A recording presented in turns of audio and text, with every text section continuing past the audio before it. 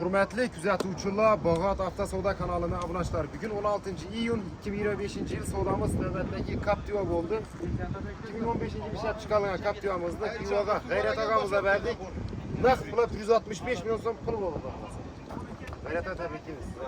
Sizden işlerinize ahmet. Bu arada Avtosavdodan nomeradayım. Arzan eken zor. Молодец. Rahmet. İşlerinize ahmet. Sizden tebrikliyiz. Rahmet. Bizi şu bundan amulaya versin. Akşamında hem mesele güzel nakıdanlık. Bağlan tebrikleyin, 80'ine giriyorum. Bağla padarken mi ya? Ateşlerinde Allah padarken. beraber yımına. Молодец. Vallahinizden sen şöyle padar gelip otursa aga. Tebrikler. Sen memiz akla kalsın. Güzetemiz satkan başlığımız Captiva 2015 yıl 70 infra bekirken avtomobilimiz yumuşak balon. Propan gazı var maşinimizni 165 milyon so'm pula berdik gitti.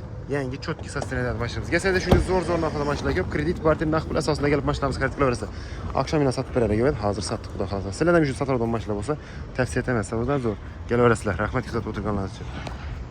Shu bilan mashinani Arkamı çıtırak koy.